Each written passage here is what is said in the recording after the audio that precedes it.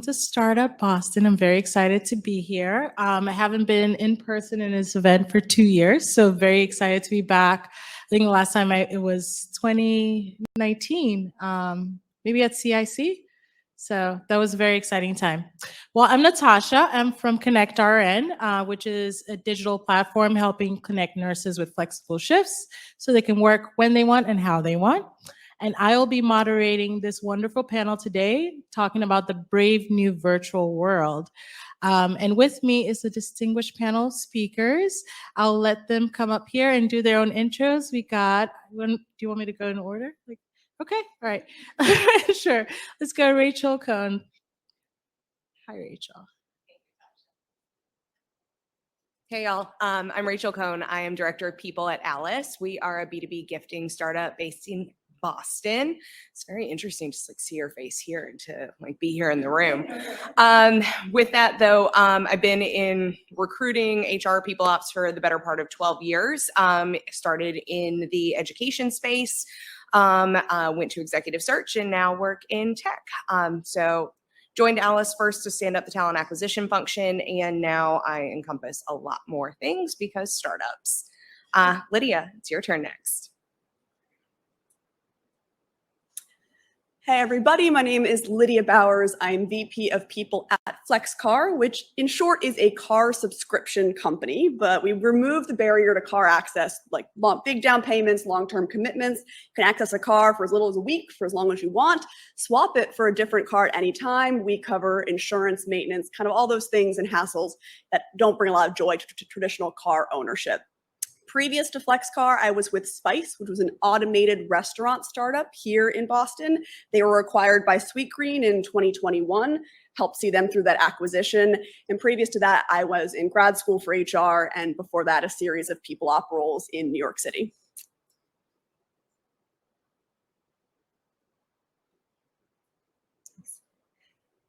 Hi, Eliza Jackson. I'm the VP of People Ops at ButcherBox, which is a meat sustainability startup in Boston, disrupting the meat industry. I've been there about a year. Prior to that, I was at Uncommon Schools, similar to Rachel. Spent the 10 years prior to that as a director of operations and then a regional COO, and spent a little bit of time prior to that in finance. And so very excited to spend time with these two today and talk about the new hybrid world. Thank you, Eliza. And if you have not tried ButcherBox, you should. This is not a plug. I use ButcherBox, and it's amazing. So I would love for our panelists to just kick off with the lightning presentations right now. And I believe we're starting with Rachel.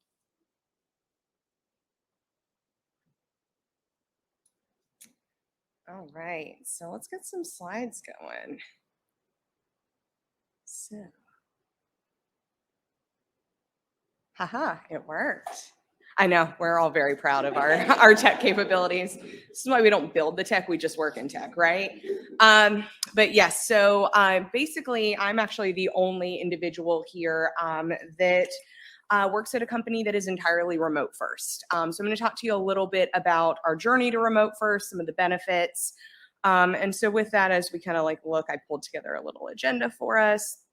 So I'm going to talk a little bit about the history of Alice, kind of how we define remote first, what the pandemic kind of did for us and to us, and ultimately the power of choice, which is something that's a huge part of the culture at Alice. Also going to talk a little bit about some of the benefits we've seen, some of the challenges and roadblocks, and how we've mitigated them. So with kind of, as we scroll through it, hang on. Oh my gosh, y'all, hang on. Here we go. Brief timeline of Alice, right? So we were founded in 2015 in Boston, B2B gifting software. Over the course of basically about 5 years, we were moving through 3 office locations, started on Newberry Street. When we first started, we were in the back of a bike shop sharing space with a bike shop with 3 people, and an engineer, our founder, and our first head of operations, who's now my manager. But in January 2020, like probably a lot of y'all, we signed a 10-year lease at 75 Federal, which was all about how we were going to take our 100 some odd people with 12,000 square feet, and we were going to have this massive footprint in downtown Boston. And as we all know, what happened in March 2020 forced all of our employees or so to a work from home environment. And so summer 2021, we made the decision to see if we could sublease 75 Federal. It was a journey, and we eventually did find someone who worked in that office who was mandating all of their people back to the office, and they took over our floor. And we were successfully able to get out of a 10-year lease, which was a miracle, because if no one's using it, which we were finding, right, because we were tracking how many people were coming in, it was 5 people on average per day, maybe, chilling by themselves in 12,000 square feet. It was absolutely a waste of the 20 some odd thousand dollars we were spending every single month to maintain an office in downtown Boston solely to have an address there. So find someone to take over the remainder of the lease. 1 year later, where we sit at Alice is we are 140 people. We are in 19 states, 3 Canadian provinces, and 3 other countries beyond Canada. So we have completely shifted to this remote first environment. And I'll walk you through a little bit about kind of how we got there and what that looked like. So first, we had to make the decision of like, what is remote first and how we define that. So basically what that means, right? The traditional definition is that people are not required to perform their job from a centralized office. So our team leverages home. They leverage co-working spaces. Like I'm going to the WeWork after this. You can kind of like work from anywhere, honestly, as long as you have, you set up your taxes in the state that we have an entity in, which again, there are 19 of them. And so to talk a little bit about how we got there, one thing at Alice, right, we're a gifting platform. We send you a gift. You always have the option of choosing something else if you don't like it, because God knows no one needs yet another branded water bottle, right? So with that, we always give the recipient of a gift the power of choice, but we also very much believe that for our own people. So we ask people, what does that mean? What do you want to be doing? How do you want to work? And we asked them directly what they wanted to do. And these were really, in essence, kind of the results. 5% of our employees wanted to return regularly. 8% would come if they were required to. 20% wanted to come 1 to 2 times per week. 39% wanted to come 1 to 2 times a month. 26% said they never wanted to come back into an office. And the remaining percent were undecided. So that was pretty simple for us. Like, if our people didn't want to come into an office, why would we have one? And secondly, like, why would we mandate this for our people? So that was ultimately what prompted the decision for us in 2021 to say, you know what, let's see if we can get the heck out of this lease and give people the space to do what they want to do. So some things that we've seen, right? Benefits of remote first, there are multiple.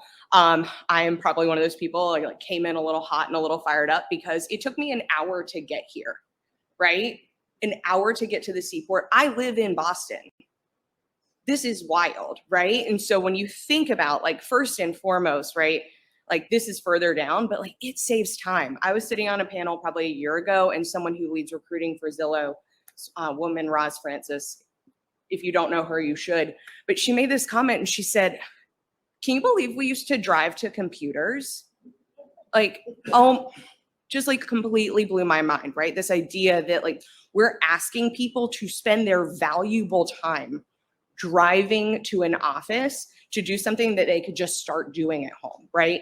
And another article that I read really kind of like right at the start of the pandemic, right?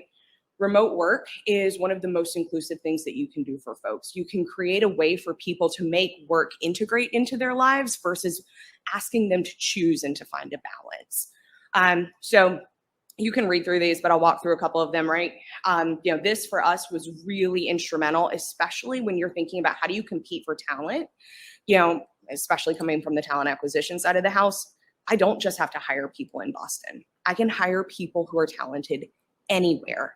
And I can ensure that they have also access and equitable approach to salary because, we're a Boston-based company. We pay Boston prices and Boston salaries, and we don't change our salaries just because you live in the middle of the US, right? So we're creating space and opportunity for folks as well. And we get the benefit of having amazing talent who we might not always have access to. This comes back to this idea. One of our working moms on our sales team, she says this really well. She's like, I have 2 kids. I can make work for me. because I integrate it into my life. I don't have to choose anything. Flexibility in how you work, you have a lot of autonomy. Candidly, it frees up cash for a lot of other things. What we've done here at Alice is we've implemented a remote work benefit for folks. And this is something that you get monthly, $225 USD. You do with it whatever the heck you want. Some people use it for grocery delivery. Some people put it towards their monthly childcare. Some people pay for their internet bill with it. And we are, I paid off my Peloton with it, right? Like, we're really liberal about what you use it for, because whatever makes working remotely easier for you is something that we really want to be conscious of doing. Again, right? We're not mandating what you use it for. It comes back to this idea of the power of choice. Secondly, right, saves time. And then also, like, if you think about the impact that you're having as a company, this also reduces a carbon footprint. You're not asking people to commute. You're not asking them to use gas. You're not potentially asking them to do things, that are going to, have a greater kind of impact on the carbon footprint. And ultimately, it saves money for your employees. Like, we are all living through what is, happening here in the economic environment. You're not asking people to spend money on commuting, on gas. Yes, they potentially are spending more on their home utilities, but when you start to think about how that balances out, you're basically able to do a lot, I think, for your employees in this regard. So some roadblocks we saw, right? Like, I think you can all talk through a lot of these, right? You've got, how do you establish relationships with your team members when someone's new? It can be incredibly isolating. You can have a lot of silos. We definitely saw that happen. Then also it blurs work and life, and it requires you to set boundaries for yourself. And maybe, especially if you're new in your career, you really kind of struggle to do that. Managers sometimes have lack of visibility into the day-to-day. You have outside factors, childcare, school closures, being a caregiver, time zone challenges, distractions. I know I work at home with my fiance, and we are sitting there regularly being like, do you have a meeting right now? Okay, I guess I'll go sit in the kitchen while you have your meeting. Or are you on video? Okay, I guess I should put on a shirt. Things like that. I probably should not have said that. He's going to be so embarrassed. But with that, right, I think, you have all of these things that you have to mitigate. So coming to this, right, basically these are some of the things that we did at Alice, and by no means are we perfect. We are consistently evolving and iterating on this, but we really revamped what we did on the pre-boarding and the onboarding component. We established a robust 30, 60, 90 that is required before any role gets open. So we know how people are going to be supported in their first period of time at Alice. We also have a buddy system that's there. So you have someone who's been at the company at least 6 months to kind of help guide you through this. You know who your important people are. You have those one-to-one meetings that are scheduled prior to your start date. So you come in fully prepared. You don't just start and say okay, I'm here now. What? I opened a computer in my house and I guess I work at this company now, right? So we try to do a lot of the things on the front end to make sure that you feel successful. Social events, we do things like quarterly new hire socials. We leverage Donut, a great little software that matches you with folks. All company social events, virtual events. And again, right, this comes back to where did we save money, and that we can put this towards creating these opportunities and working to establish a culture that you can have a culture right outside of an office. Prioritizing mental health because of everything that everyone has dealt with through the last 2 years. We reimburse teletherapy. Everyone gets a mental health day per quarter. You can take more if you need, but we do require that folks take 1 day just for you, do what you need to do. Per quarter, we also have implemented a lot of L&D that's centered around the softer skills of how do you work. And we also do all company forced time off, which is my favorite thing, right? Because who doesn't want a day off? But the best days off are the days off that everybody has, right? Because people aren't working and asking you for something if everybody is taking the same day off. You can also see we implemented core working hours, 10 a.m. to 3 p.m. in your local time zone is when you're expected to be available. That works because it ultimately overlaps at least a few hours with people, regardless of whether you're on the East Coast, the West Coast, or potentially with some of our folks that we have on the team in Europe. And then I mentioned, right, our new employee benefits, leveraging this remote work stipend. And so finally, I'll kind of wrap it up with, what are the things that we're doing to just kind of make sure that we're on track as best as we can as we kind of move through this new frontier. We implemented a new engagement survey. We used to do this twice a year. Now we do it every 6 weeks. We keep them really simple. It should take folks no more than like 2 to 3 minutes to do, so we can get a really good, accurate pulse check on what do you need, what's going well in your day-to-day, what is like on fire, how can we help you, and just make sure that folks really have everything that they need. We also do a leadership team Ask Me Anything, kind of in the Reddit style. We do it every month. People can ask our leadership team literally anything. They can ask it anonymously, they can ask it, known, but we give them the space to ask a lot of these questions. Again, right, leadership team meetings monthly. We do a weekly community comms, and then we also are doing all hands on a monthly basis. So, to that end, we're remote first. We try to do everything that we can to stay in constant communication with folks and to make sure people feel supported in their day-to-day. And do what we can to keep the lines of communication open, and so that folks can tell us what they want, what they need in order to be really successful. So with that, I'm going to close it out. Eliza, I believe that you are next. So I'm going to have you come on up, and thanks, y'all. I really appreciate it.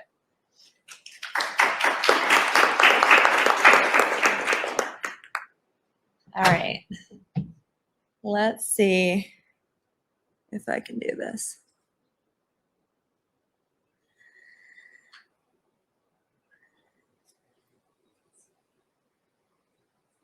Rachel, you're lucky. I'm about to just redo your slides and take credit for it. So we'll see if that works.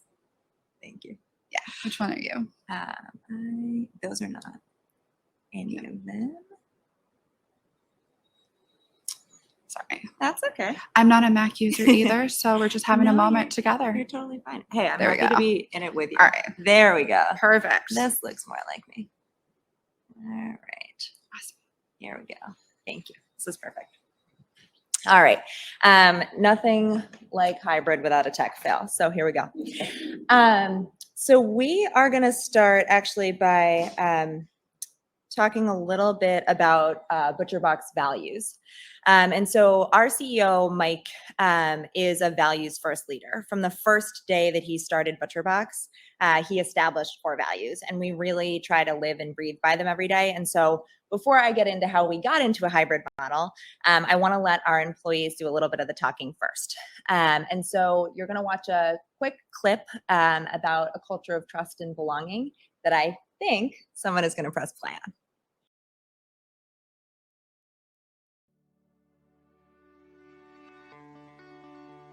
Early on when we started ButcherBox, we wanted to make sure we had core values that helped everyone to understand the expectations of you and the type of person that we expect to show up at ButcherBox.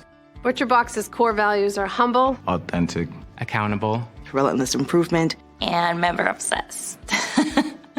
Accountability is probably my favorite and the one I see just show up every day. And to me, that means just that, showing up for your people, for our members, for our purpose, for our farms. Pick your topic. Almost everyone I know at ButcherBox shows up every day to do those things and get those things done. So one of the values that I find really valuable and really align with is being authentic at work. And I think when you can be your authentic self at work and show up and be able to say if you're having a great day, a tough day, what you're really excited about, what you might need help with from your teammates, it really helps to build that connection where you're not just coworkers, you really are a team. And I think it really impacts the way we all work together at ButcherBox. I think I would have to say either genuine or authentic, which authentic is one of our core values, but it's just everyone is just excited to be there. They're able to be themselves. They're bringing their true selves to the table, which is really great to see. And it's able to be a little bit more conversational. Like we could talk about work, but we can also talk about this random tidbit that we both enjoy. Relentless improvement meant that we were always scrappy. We are a company that has received no outside funding, which means you always have to be relentlessly improving, regardless of what you're doing in that very moment. Even if it's just sending an email to 100 people, how can you do that better? How can you change that word? How can you be more effective? Always questioning what you're doing to make it better. How can I provide the best experience for our members possible? And then how are we always improving that? And we're always pushing ourselves to continue to think about how we can improve that experience. The one that I was impressed with the most was humble. I think that a lot of times that gets lost in the world today, and it isn't something that usually is associated with business. Humility is something that's really important to me personally, because I think you can be smart and successful, but to remain humble is really important. And I see it when I see Mike talk, when I see other people talk in the organization. And I think that is something missing from a lot of business today. It makes me proud to be part of a company that values that enough to put it on the list. As a business leader, one of the hardest things to do is to make sure you maintain your core values throughout everything you're doing. Because being in business or being a business leader, you have to make thousands of decisions. Making sure that you're honoring the core values is incredibly important.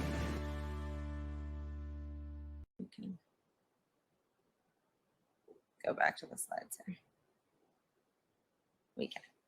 All right. So as you can see, we really do try to put people first. We're big believers that you hire the right folks, you get them in the door, and then you trust them to work in ways that work for them.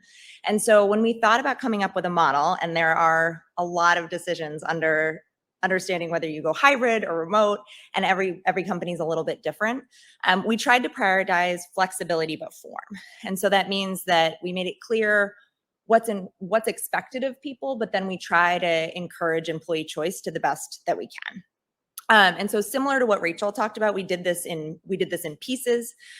We did it sort of little by little instead of pushing out big policies. We thought about, okay, how does the leadership team talk to our working group? How do they get feedback from employees? And how do you build on policy one little piece at a time?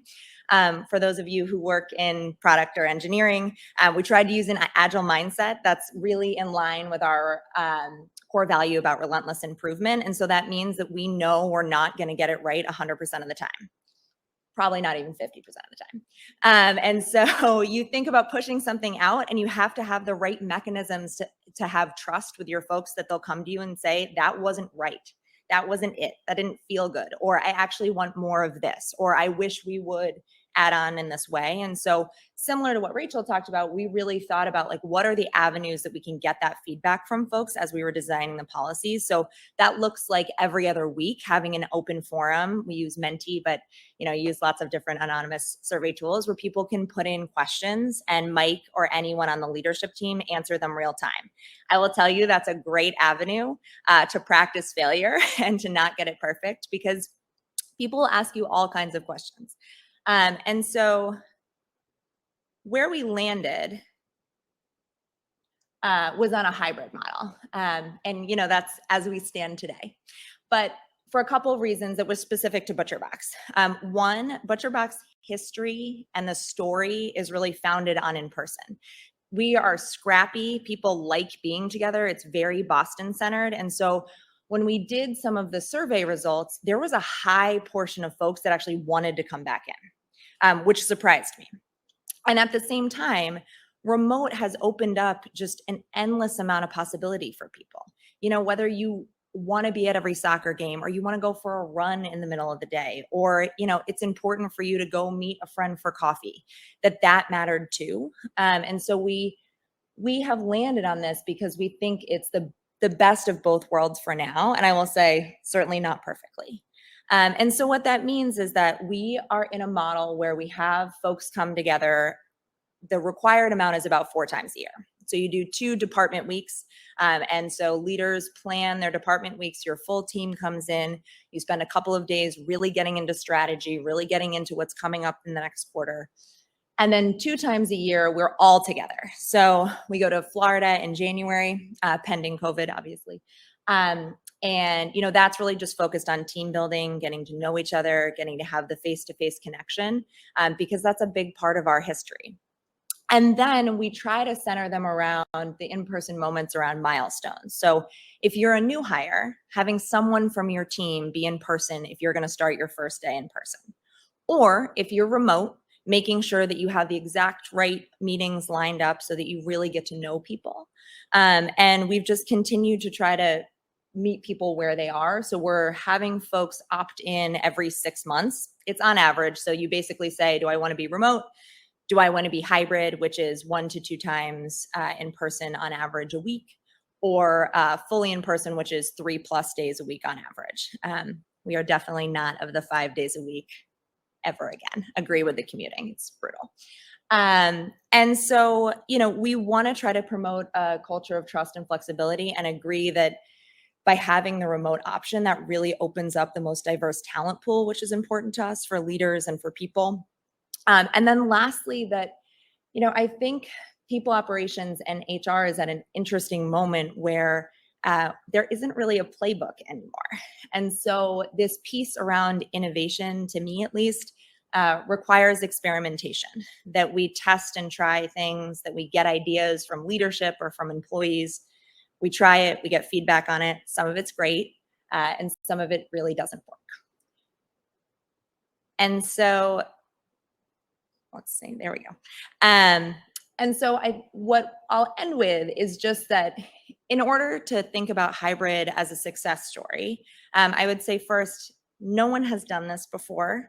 And in my opinion, no one is doing this perfectly. I think if they tell you they are probably lying.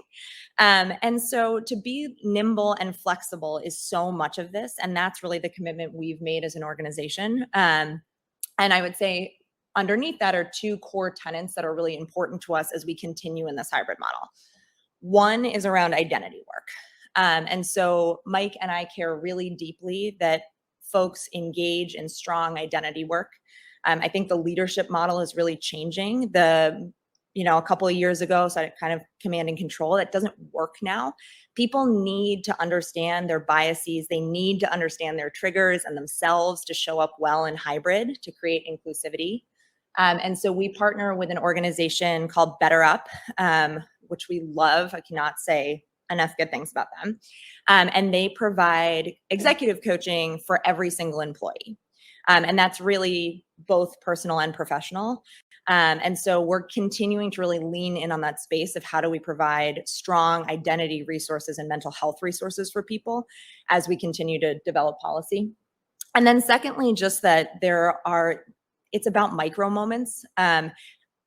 I don't think there's one policy or one piece of technology that's going to solve this. And so to the extent that the hybrid work can be grounded in culture, and that you think about really doing the work it's harder to create a culture of accountability and of feedback and of trust. To me, that's really what this is. And to lean in a little bit on the fact that there's going to be failure along the way. You can ask me again in 6 months how it's going, but today we feel pretty good about it. And I'll pass it over. Are you up next? Yeah.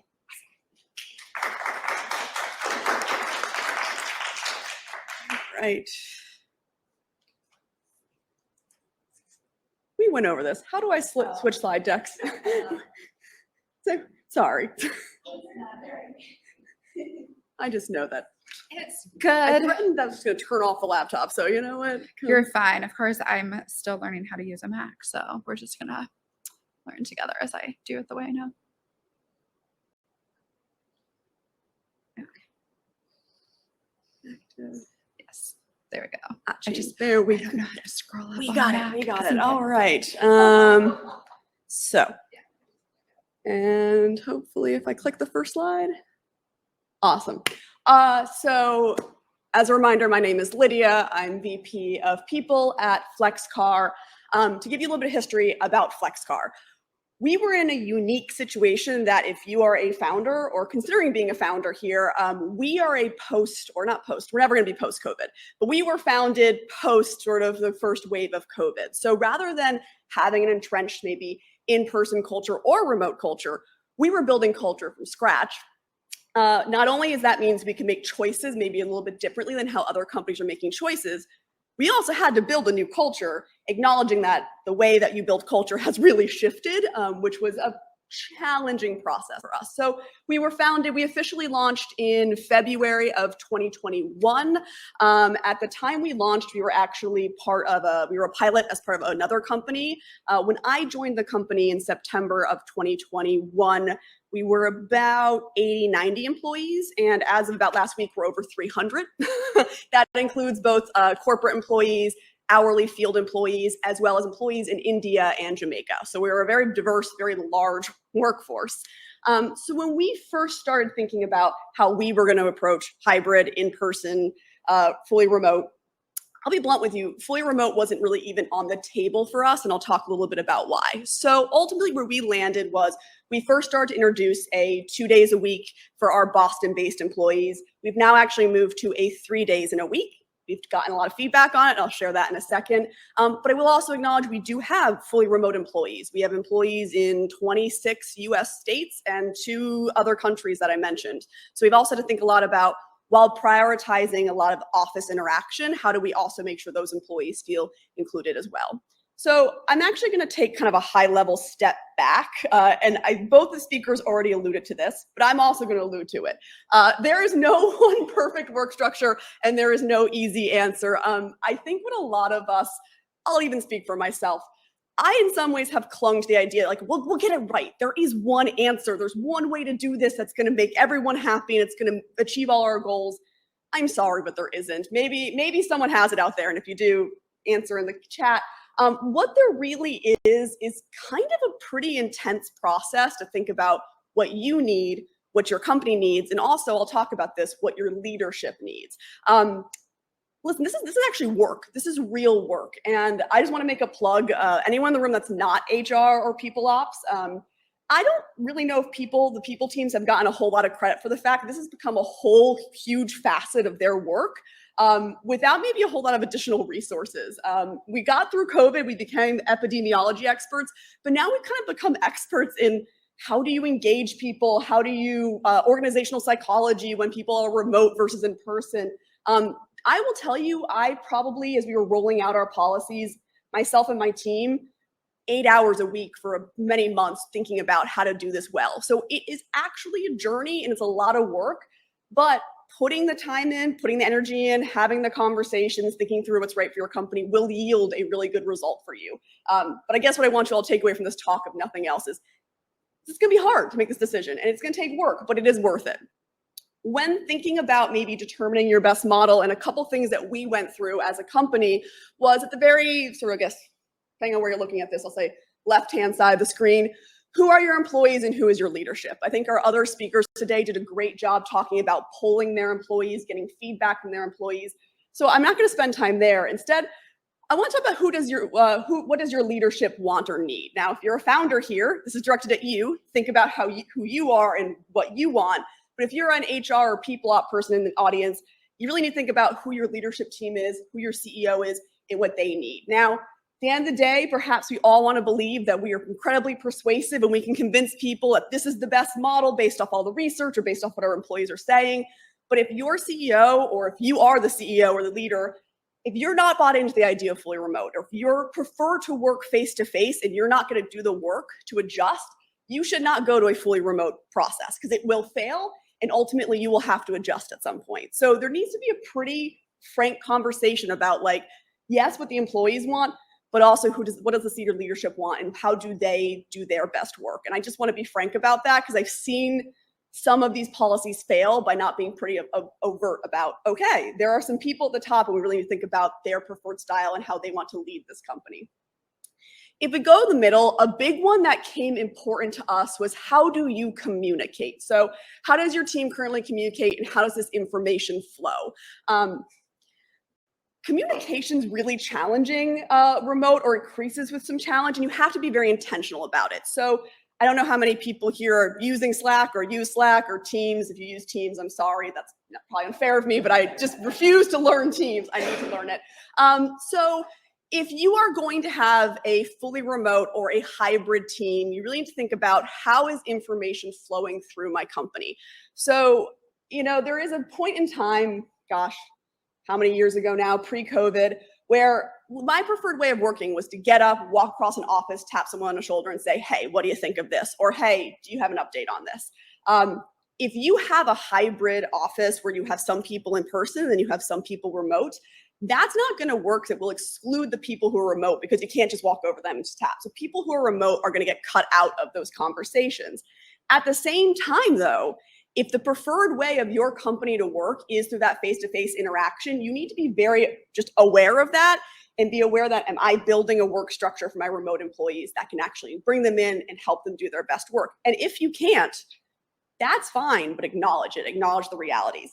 At FlexCar, we had a pretty intensive conversation when we talked about, listen, we can leverage a lot of digital tools, and there are so many great digital tools. And I see a lot of companies doing this in a great way. But at the end of the day, we realized that for us, a lot of our best communication was happening in person. And so we really, again, wanted to think about an office or a structure, which is 3 days in office, that really facilitates that. But again, acknowledging with remote employees across the country, how do we keep them informed? How do we keep information flowing through them? Happy to talk about our tactics. Can't say they're perfect. Always learning, like we said earlier. But I think really focusing on your preferred communication style is super huge when making this decision. The last one on the end, what is your pace of change? So how often is your company changing?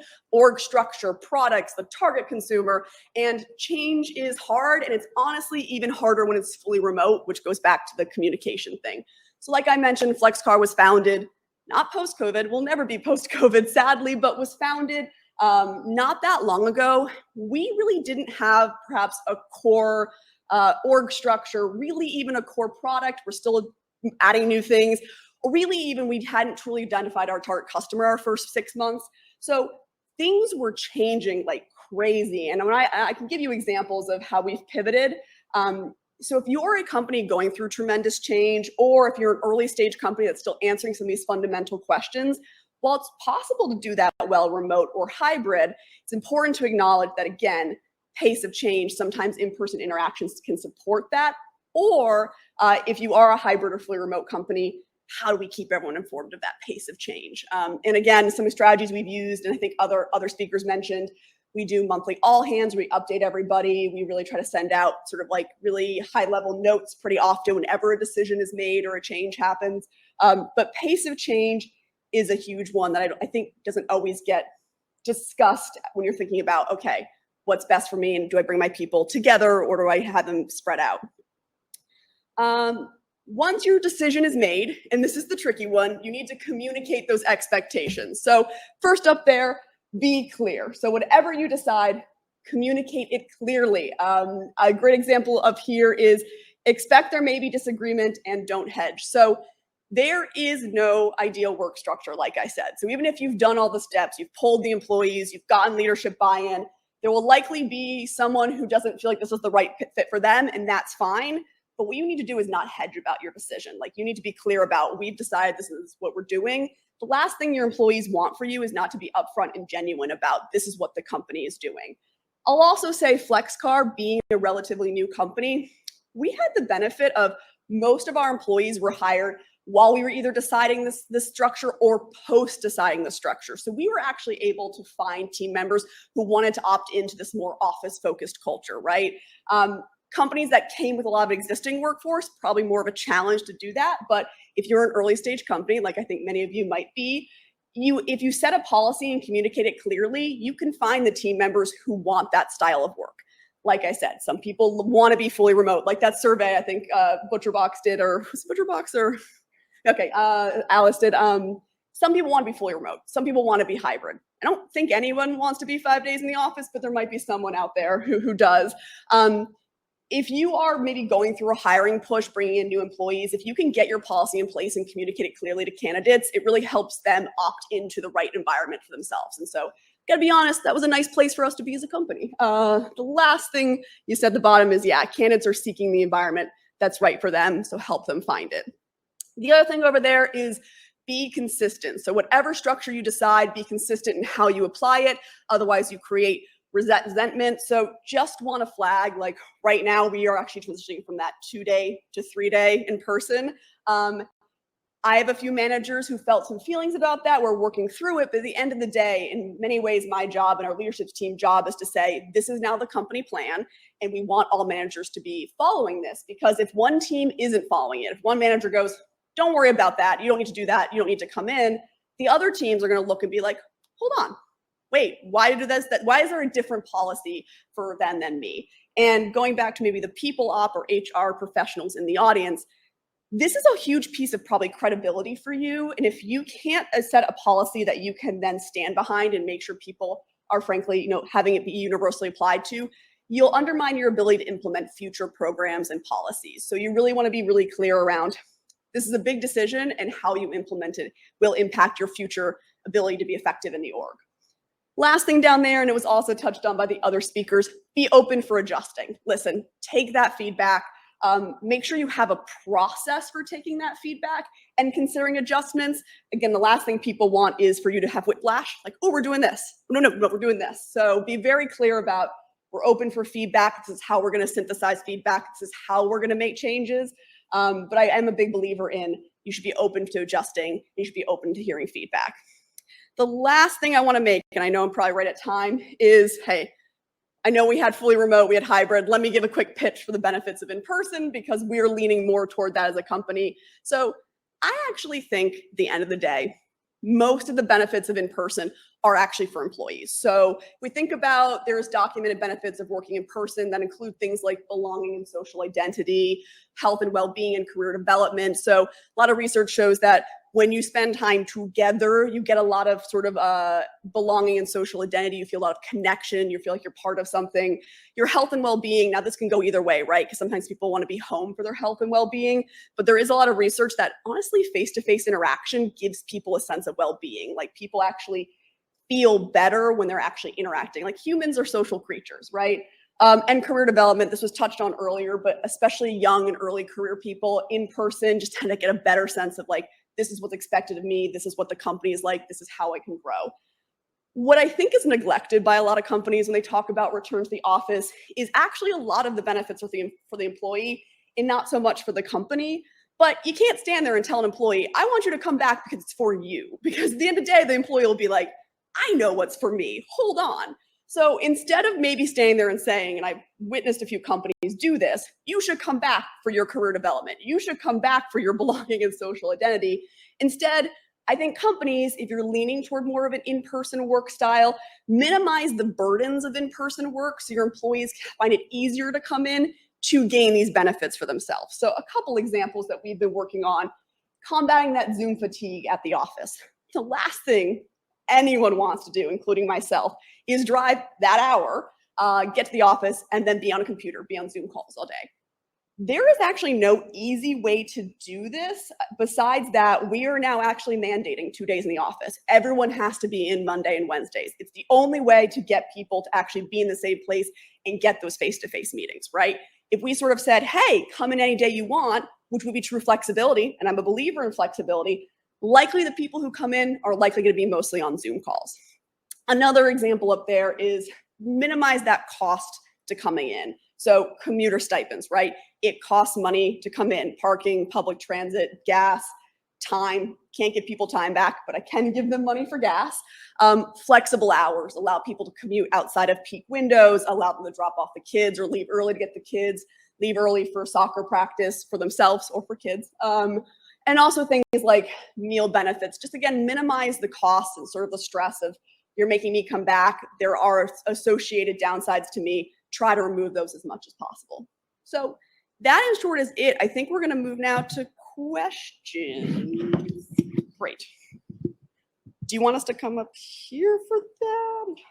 Got some microphones for y'all too. Thank you, guys. I really appreciate hearing from all of you. You make me feel like I can be in any work environment, so it really worked out. So this is the Q&A portion. If you have questions in here, please let us know.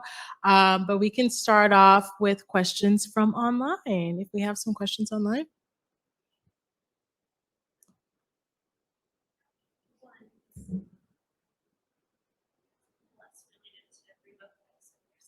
Okay. All right. There's a question in here. Do we have a mic for? Perfect. Hi. Thank you all. Great presentations. Let me caveat this by saying I'm the founder of a company that is focused on building building culture for remote and distributed teams using gaming and organizational psychology. So my question to you is, Rachel, you talked a lot about onboarding.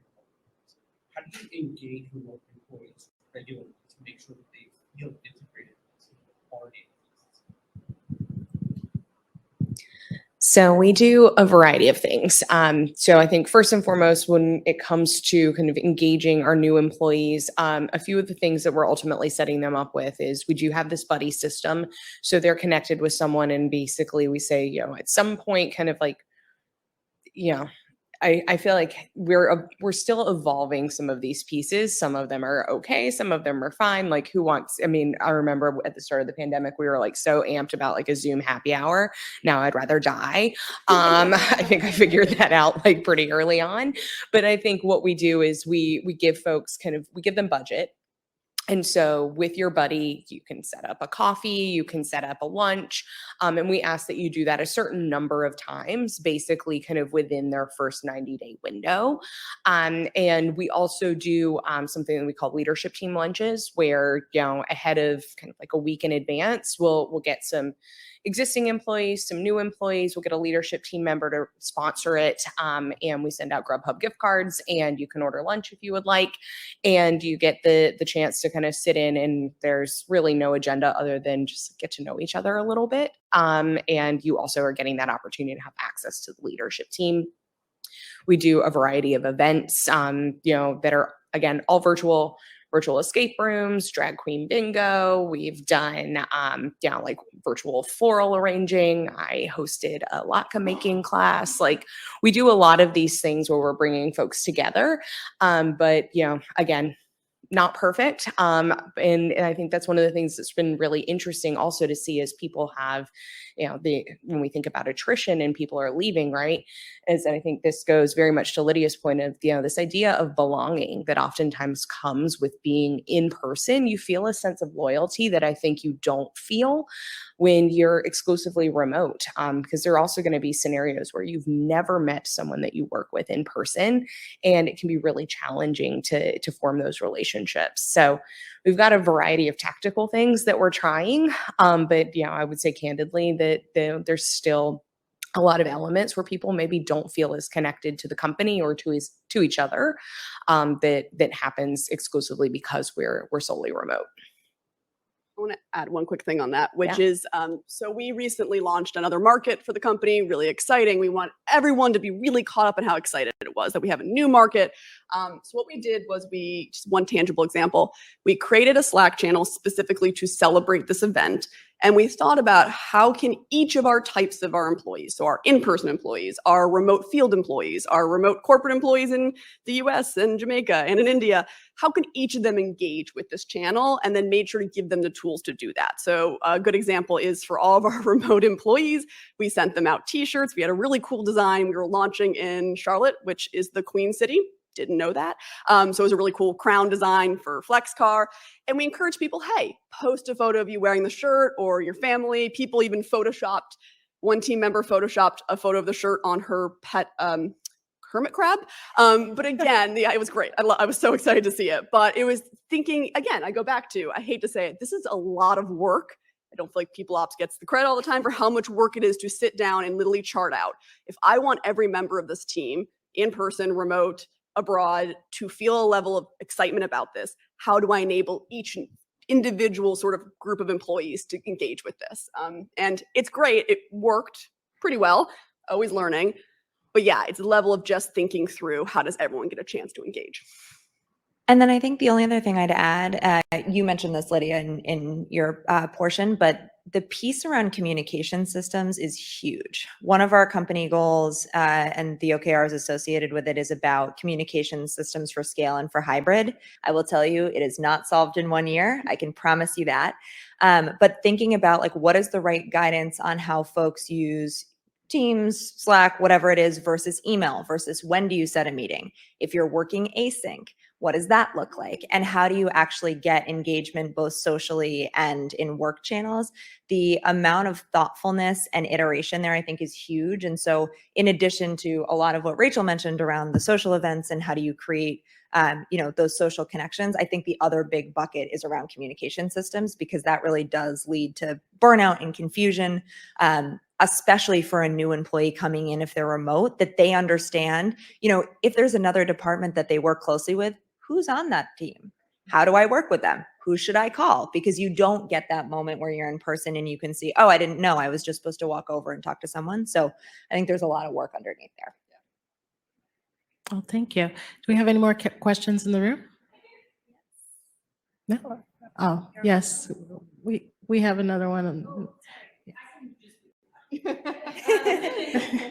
my question is, I guess, I only caught the tail end of the first analyst here, but in terms of the people that you have who aren't in your hub office, how do you handle a few objections? One, someone from, the hub office saying, why am I mandated to come in when we have some people who just, physically can't come in? And then how do you make sure that they feel, those remote employees feel connected when the hub offices are getting so much face-to-face? I'll let you take this only just because we haven't mandated that anyone comes back. We have them opt in. So I'll let you take this one. So listen, this is where sometimes those hard conversations come in, because you just have to be frank and kind of upfront around, you're right. We have remote employees. They don't have to come in. I'm not going to gaslight you and say that's not true. And I actually have seen some companies sort of be like, no, that's not the case. I'm a big believer in being very overt around, we have made a decision as a company. Listen, at the end of the day, I understand it might not seem fair to you. Let's talk about what we can do to make it seem fairer, but there's always going to be differences. And honestly, sometimes I sit there and I go, and I'm sorry, and let's talk about it. And in some ways, sometimes it's just helpful to talk through. At the end of the day, yes, you might feel like you not having to come in when someone else doesn't, having to come in when someone else doesn't have to come in is unfair. On the flip side, acknowledge, like you said, you coming in, you get a lot of face-to-face interaction. Someone else might feel cut off. We're trying to create those bridges, but everyone feels a little bit, I feel like often I'm in conversations where I'm like, everyone feels like they're getting the short end of the stick. And I don't want to say that that's not true, but I also have to remind people, put yourself in the other shoes and think about where the other person's at. So that's one. Other thing I'll highlight around the face-to-face interaction piece, we have a pretty sizable travel budget. And for our US-based employees, international is a bit different. But for our US-based employees, we encourage them to come to HQ 4 times a year on a cadence that works for them. Usually it's probably the first week of hire if they can. And then it's usually around either we do company events or maybe their team is doing a big planning session. We found that to be really beneficial. We've also found, frankly, having a really well tech-enabled office to be helpful, and then training our managers that when, hey, if you all of a sudden have just ended up in a huddle talking about some big decision for your team, for your product, and there's a remote employee who's not here, jump into one of our sort of one-click conference rooms and get them on that call, like right there. And that's work again. I keep going back to it's just work, all work. That's training your managers to make sure they're not forgetting about the team members who aren't there. And it's not perfect. And I think there are examples of when we haven't done it well, but it's a sort of a change management process. But yeah, it's challenging at times. Well, and to your point, though, your company started post the beginning of the pandemic. And so them getting those jobs, they got it in full knowledge that you would be coming to the office on some level. So, or our remote employees are aware of sort of the priority we have to the office and have also been encouraged to think about knowing that. How do you encourage your team and your manager to make sure you feel included as well? But yeah, it is helpful that our team, mostly, not everyone, but mostly were able to opt into the structure. Yeah, thank you. Do we have a question from online? We do. What do companies offer for employees who are full-time remote but are facing isolation fatigue? I think that's for me. So this is also where we've allocated some budget around kind of some of these in-person gatherings. So, for example, that was something that we did just most recently, kind of in April. May, we brought everyone up. We had a big company party. And then we also kind of tacked on a couple of days of planning sessions there around that as well. So it's something that folks can expect is that at least twice per year, we're going to bring and kind of convene everyone together. So you have folks to be there, to be together, to do what we can to mitigate that. I do think like there's another element and another layer to that of, what does it feel like to be and to feel isolated. And I think that's another thing where we also have a huge burnout initiative that's happening right now that we've led here on the people team, which centers around like, how do we create space for folks to feel to express some of the challenges that they're feeling kind of emotionally or potentially socially with their manager, and what are the potential supports. And so that was one of the things that I mentioned around our mental health prioritization as well, reimbursing telemedicine, specifically teletherapy for folks, and, creating space and doing some of these kind of like checklists and check-ins with folks, and also empowering managers to get a little bit deeper in their one-on-ones around like, not just like, what are you working on and what's in your way, but like, actually, how are you feeling? And like, how is this working for you or not working for you? What are some structures or systems or, supports that we can put in place to make sure you feel like you're getting the things that you need? I think this goes back to the previous question though, as well, is, I can tell you as a remote company that we also struggle significantly with communication and silos. Like, we're all remote, but it doesn't make it easier to communicate because people have conversations and then they forget that they didn't tell the rest of their team, or the leadership team has a conversation and starts going off on a project and like, hey, did you let any of the frontline managers know that you need to do this stuff? Sometimes they don't, because they're just like in go mode and in their own little bubbles. So it happens just as regularly in a remote environment.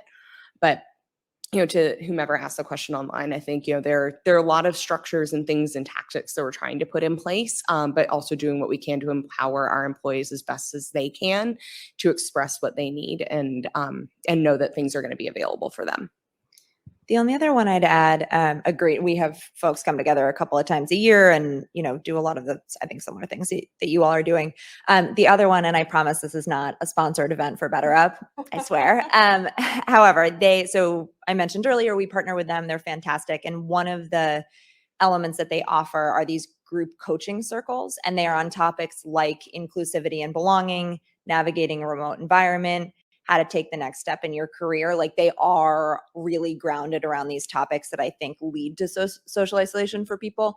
And so we do a combination of having an option for people to opt into them. So that might be that you're in a group circle for 12 weeks on a topic that you choose.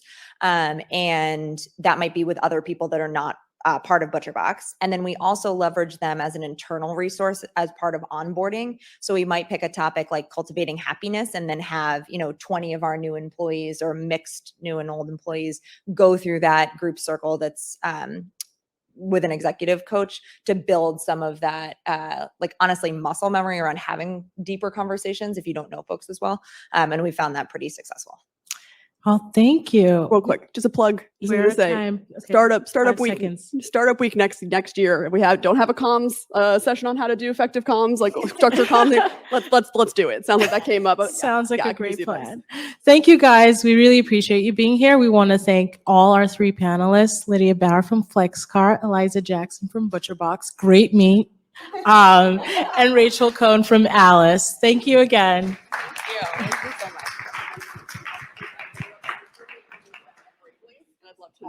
I love that so much.